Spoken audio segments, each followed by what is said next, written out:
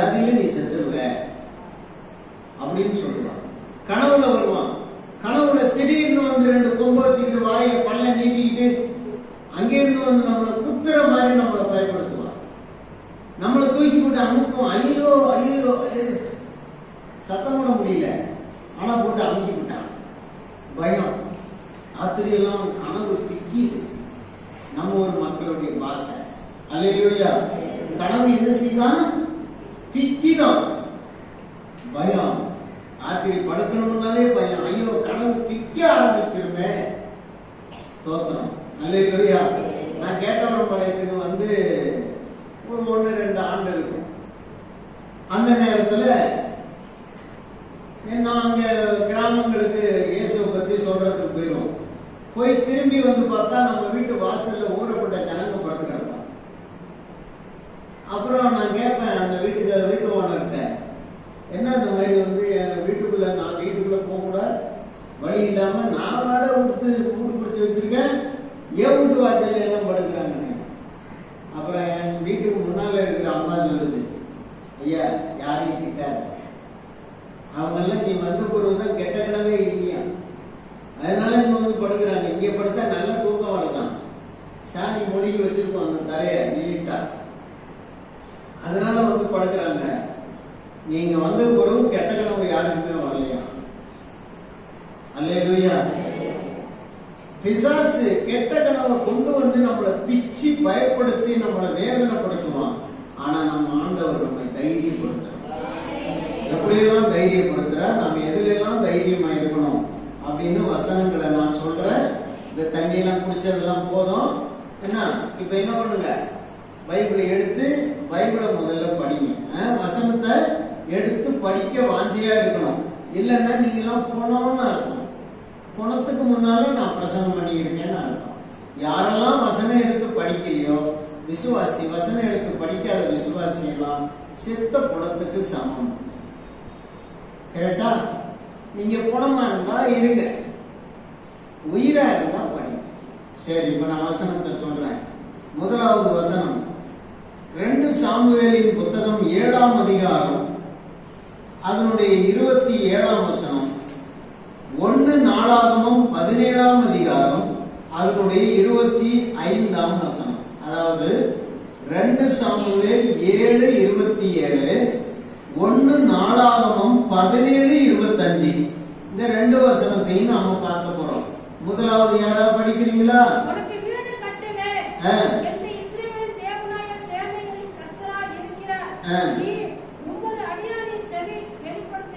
உமது அடியானின் செவிக்கு வெளிப்படுத்தினீர், ஆகையால் உண்மை நோக்கி இந்த விண்ணப்பத்தை செய்ய உமது அடியானுக்கு மனதைரியம் கிடைத்தது. அல்லேலூயா. அவரை நோக்கி விண்ணப்பம் பண்ணுவதற்கு தேவன் மனதைரியத்தை கொடுக்கிறார். அல்லேலூயா. அல்லேலூயா. உங்களுக்கு ஒரு பிரச்சனை வந்துருச்சு, அந்த பிரச்சனையை யார்கிட்டயோ சொல்றதுக்கு பயப்படுவீங்களா? பயப்பட மாட்டீங்களா? பயப்படுவீங்க. எப்படி இதை எடுத்து அவர்கிட்ட சொல்றது, இதை எப்படி நம்ம போய் இந்த இடத்துல சொல்றதுன்னு உங்களுக்கு பயம். கை அல்லேலூயா. அப்போ அங்க சாமுவேல் சொல்ற அந்த வார்த்தை பாருங்க, உங்களுடைய அடியானுக்கு என்ன கிடைத்தது? தைரியம் கிடைத்தது. 1 நாளாகமம் 17:25, உனக்கு வீடு கட்டுவேன் என்று என் தேவனாகி நீர் உமது அடியான் செவி கேட்க வெளிப்படுத்தினீர், ஆகையால் உமக்கு முன்பாக விண்ணப்பம் பண்ண உமது அடியானுக்கு மனதைரியம் கிடைத்தது. அல்லேலூயா. அல்லேலூயா. ஆண்டவர் வாக்குத்தத்தம் கொடுக்கிறார், உனக்கு வீடு கட்டுவேன்னு.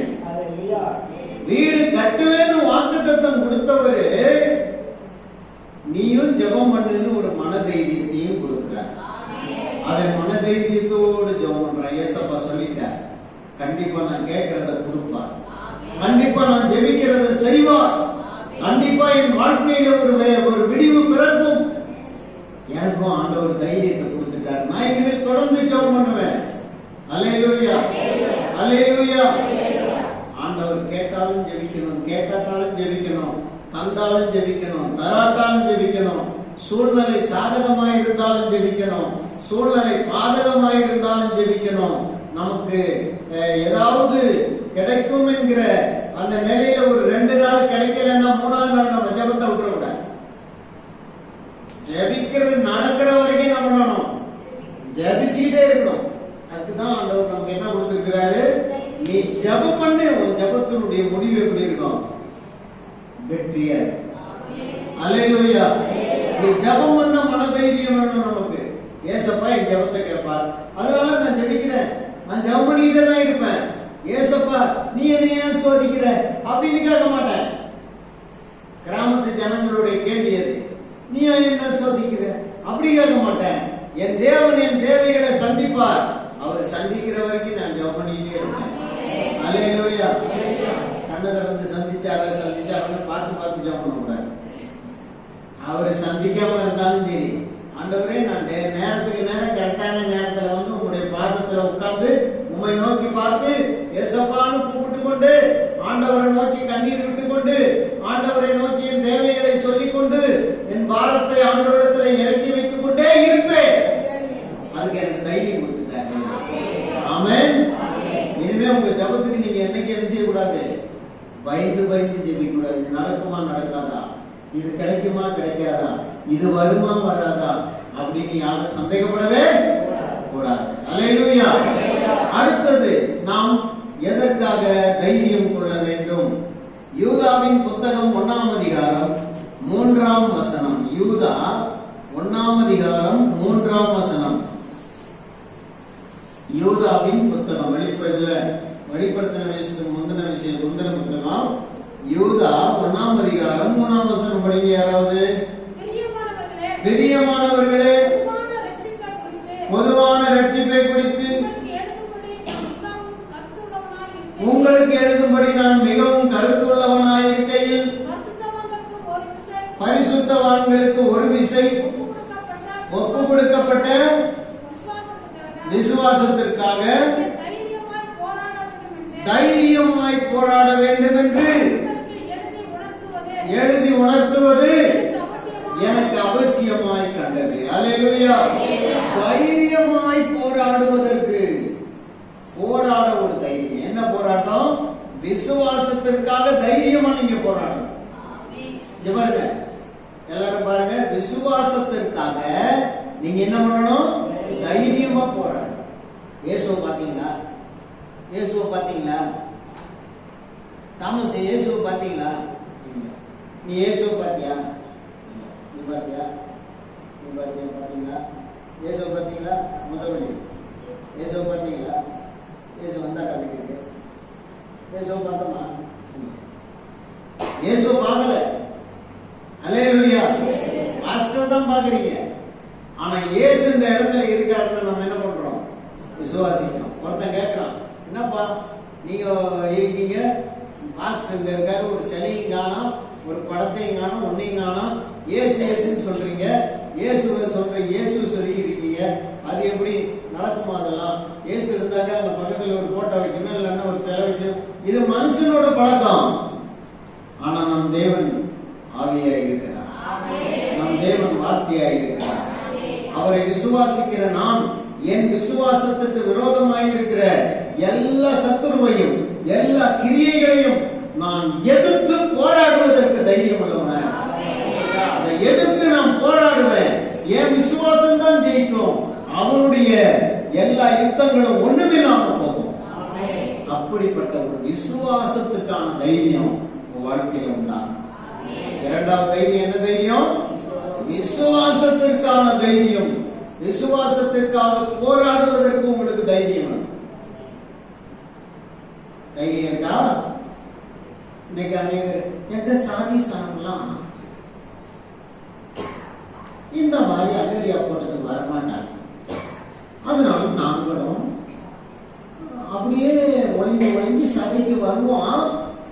ஆனா இயேசுவை ஏற்றுக்கிற மாட்டோம், ஞானஸ்நானம் எடுக்க மாட்டோம்.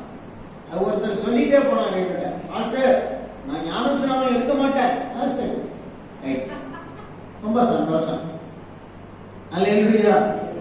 அதுக்கு தைரியம் இருக்கு, என்ன எதிர்க்கிறதுக்கு தைரியம் இருக்கு. ஆனா விசுவாசத்திற்காக உலகத்தை எதிர்த்து போராட தைரியம் இல்லை. அல்லேலூயா. எனக்கு உயிரே கொடுத்த இயேசுவுக்காக நான் வாழ்வதற்கு கொஞ்ச காலம் வாழ்வதற்கு நான் ஒரு தைரியம் எடுக்கலன்னா நான் என்ன தைரியத்தை கொண்டு என்ன மாதிரி பயந்த முடியாது கிடையாது. அல்லேலூயா. 8, 9, 10 வயசு வரைக்கும் வீட்டை விட்டு வெளியில போய் ஒண்ணுங்கிறானா இருக்க மாட்டேன். எங்க அம்மா தள்ளி விடுவாங்க, போடாம ஐயோ பேய் பேய் பயமா இருக்கு. ராத்திரி பகலா பயந்து பயந்து பயந்து பயந்து வாழ்ந்தவன் நான். தோத்திரம். சரிடா, எங்க அம்மா ஒரு கதை சொல்லுவாங்க, ஏய் இரும்பு எடுத்துட்டு போனா பேய் ஓடிக்க மாட்டான் அப்படின்னு. அந்த இரும்பை எடுத்துக்கிட்டு தான் வெளியில ஒண்ணு. இந்த 10, 12 வயசு வரைக்கும் நான் படுத்தின பாடு பயத்துல. அல்லேலூயா, அல்லேலூயா. வளர்ந்தேன். எனக்கு 6 மணி ஆயிடக்கூடாது, எனக்குள்ள பயம். தோத்திரம். அல்லேலூயா. எனக்கு 6 மணி ஆயிடுச்சுன்னா பயம் உண்டு. ஆனால் இயேசுவை ஏற்றுக்கொண்ட பெண்கள் சுடுகாட்டு பக்கமா எத்தனையோ நான் நடந்து போயிருக்கேன். அந்த பக்கமா போனா கலர் கலரா எரியும். நான் பாட்டுக்கு போறேன். அல்லேலூயா. பேயை நேர்ல பார்த்தேன். தோத்திரம். பயப்படல, நான் பாட்டுக்கு போறேன். இன்னைக்கு அப்படித்தான். ஏன் என் விசுவாசம் பெரியது. அந்த விசுவாசத்தின் அடிப்படையில் இயேசு என்னோடு இருக்கிறார். அந்த விசுவாசத்திற்காக நான் தைரியமா போராடுறேன். என் விசுவாசம் பெரியது, பேய் பெரியது இல்ல. என் விசுவாசம் பெரியது, ஜாதி ஜனம் பெரியது அல்ல. என் விசுவாசம் பெரியது. என்னுடைய உற்றார் உறவினர் அவர்கள் சொல்லுகிற பாரம்பரியமும் அவர்கள் போட்டு காட்டின வழி, அவர்கள் போதித்த மத போதனைகள் பெரிதல்ல. இயேசு பெரியவர் என்கிற அந்த விசுவாசத்தின் தைரியம் என்ன தைரியமா போராட வச்சிருக்கேன். ஆமென். அல்லேலூயா, அல்லேலூயா. மூன்றாவது, நாம் எதில தைரியமா இருக்க வேண்டும்? எபிரேயரின் புத்தகம், எபிரேயருக்கு எழுதின நிருபம், புதிய ஏற்பாட்டுல எபிரேயருக்கு எழுதின நிருபம் 4ஆம் அதிகாரம் 16ஆம் வசனம். எபிரேயர் 4:16. ஆதலால் நாம் இரக்கத்தை பெறவும் ஏற்ற சமயத்தில் சகாயம் செய்யும் கிருபையை அடையவும் தைரியம் உள்ளவர்களாய் தைரியமாய் கிருபாசன தண்டையிலே சேர கடவோம். அல்லேலூயா. இதுல சில காரியங்களுக்கு நாம தைரியமாய் இருக்கணும்னு சொல்லுது. முதலாவது, ஆதலால் நாம் இரக்கத்தை பெறவும். தேவனுடைய இரக்கத்தை பெறறதுக்கு என்ன வேணும்? தைரியம் வேண்டும். அல்லேலூயா. ஏற்ற சமயத்தில் சகாயம் செய்யும் கிருபையை அடைய தைரியம் வேண்டும். ஏற்ற சமயங்களிலே சகாயம் செய்யும் கிருபை. நம்ம தேவனுடைய கிருபை நமக்கு உதவி செய்யும். அந்த கிருபையை அடையவும் தைரியமாய் இருக்க, தைரியமாய் கிருபாசன தண்டையில் என்ன செய்யணும்? கிட்டி சேர கடப்போம். கிருபாசன தண்டையில் சேருவதற்கு தைரியம். அல்லேலூயா. நீ சாதாரணமா வர முடியாது ஆண்டவர்கிட்ட. நீ ஆண்டவரை சாதாரணமா நெருங்க முடியாது. ஆண்டவர் உன்னுடைய இழுப்புக்கெல்லாம் வர்றவர் அல்ல. நீ தான் அவர் இழுப்புக்கு போகணும். எப்படி போகணும்? அல்லேலூயா. ஆதலால் நாம் இரக்கத்தை பெறவும் ஏற்ற சமயத்தில் சகாயம் செய்யும் கிருபையை அடையவும் தைரியமாய் கிருபாசன தண்டையிலே சேர கடவோம். அல்லேலூயா. கிருபாசன தண்டையிலே தைரியமா சேருவதற்கு உனக்கு உள்ளத்துல தைரியம். கிருபாசன தண்டை என்று சொல்லும் போது ஏசப்பா அமர்ந்திருக்கிற இடம், ஏசப்பா வீற்றிருக்கிற சபை, ஏசப்பா உலாவுகிற சபை. அந்த சபையிலே தேவனை நெருங்குவதற்கு, அவரிடத்திலே நீ கிருபையை பெற்றுக் கொள்வதற்கு, அவரிடத்திலே நீ அவருடைய மகா உன்னதமான கிருபையை அடைவதற்கு உனக்கு தைரியம் வேணும். தைரியம் இல்லாமல் நீ என்ன செய்ய முடியாது? கர்த்தருடைய சன்னிதானத்துல அவருடைய கிருபாசன தண்டையில போய் அவர் காலம் பிடிக்க முடியாது. அவருடைய பாதத்துல உன்னை நீ தாழ்த்த முடியாது. உனக்குள்ள தைரியம் எப்ப வரும்?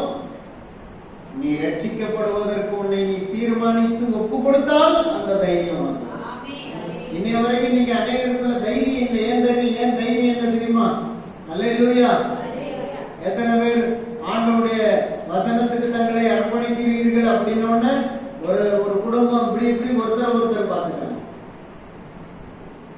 இவ தூக்கிறாளா, அவ தூக்கிறாளா, இவ தூக்கிறாளான்னு பார்த்துக்கிறது. தூக்குனா பிரச்சனை, ஒருத்தர் பிரச்சனைக்கு அங்க பயம் உண்டாகிறது. சாத்தான் உங்களை பயப்படுத்தி கர்த்தருக்கு தங்களை முழுமையை அர்ப்பணித்து முன்வந்து நான் இயேசுவை ஏற்றுக்கொள்கிறேன் என்று அவரை முழுமையாக ஏற்றுக்கொள்வதற்கு உனக்கிட்ட தைரியம் இல்லை. அந்த தைரியம் இல்லாத தன்மையை, அந்த தைரியம் இல்லாத பயமுள்ள அந்த இதயத்தை சத்துரு பிசாசு உண்டாக்கிட்டு இருக்காங்கிறத இன்னைக்கு நான் உங்களுக்கு தெளிவுபடுத்துகிறேன். அல்லேலூயா, அல்லேலூயா. உனக்கு இந்த வசனத்தை ரொம்ப ஆழமா நீங்க வீட்டுல போய் சிந்திச்சு பாருங்க. ஆதலால் நாம் இரக்கத்தை பெறவும். இரக்கம் வேண்டாமா? தேவனுடைய இரக்கம் வேண்டாமா? ஏற்ற சமயத்தில் சகாயம் செய்யும் கிருபையை அடையவும். ஏற்ற சமயத்துல கர்த்தர் நீ பாதிக்கப்படுற நேரம் எந்த சூழ்நிலை என்பதை கர்த்தர் அறிந்திருக்கிறார். அந்த ஏற்ற நேரத்துல நீ அவரை கூப்பிடும் போது டக்குனு அவர் உனக்கு சகாயம் செய்யும் கிருபையை கொடுக்கவும், உன்னை சகாயம் செய்து பாதுகாக்கவும் தக்கதாக நீ தைரியமாய் கிருபாசன தண்டையை சேர வேண்டும். அல்லேலூயா. இதுக்கு தைரியம் இல்லைன்னா நீ சபைக்கு வர்றது வேஸ்ட். இதுக்கு தைரியம் இல்லைன்னாக்கா நீ சபைக்கு ஒவ்வொரு ஞாயிற்றுக்கிழமையும் வந்து உட்கார்ந்து இவ்வளவு நேரத்தை செலவு பண்றது வேஸ்ட். நான் ஏன் போய் சொல்லணும்? அல்லேலூயா. ஒருத்தர் சொன்னாரு, என்ன பார்த்து அடிக்கடி பேசுறவர், அவரு நம்ம நண்பர், என் கூட பேபி காலேஜ் படிச்சாரு. அவரு சொல்லுவார், என்ன சார் நீ இந்த கடிதம் எல்லாம் பேசாத, என்ன சபையில என்ன ஜனங்க வரமாட்டாங்க. சிலர் சொல்லுவாங்க, அவங்க நல்லா தான் சொல்லியிருக்கிறாரு எம்எஸ்க்கு, இவர் தான் சரி. அல்லேலூயா. அவரு சொன்னது கரெக்ட். எம்எஸ்க்கு நீ இந்த மாதிரி சபையில் வந்து கண்டிப்பா பேசாத, ஜனங்க வரமாட்டாங்க, எப்படியும் வரமாட்டாங்க. இவன் வந்துட்டு அன்பா அரவணைப்பா பேசிட்டு போவான். அப்படின்னா அவர் என்ன சொல்ல வர்றாருன்னா, அவருடைய மொழியில என்னுடைய மொழியில ஜனங்களை நல்லா கூட்டி சேரு, அவங்கள்ட்ட இருந்து உறிஞ்சி நல்லா சாப்பிட்டுக்கோ, உறிஞ்சி நல்லா சாராயம் குடி, சாரக்குடி அவனுடைய ரத்தத்தை வரைக்கும் உறிஞ்சிக்கோ. ஆனா அவங்களை கடைசியா நரகத்துக்கு காமிச்சு சொல்ற புரியல, புரியுது? எத்தனை பேருக்கு புரிஞ்சிச்சு? அல்லேலூயா.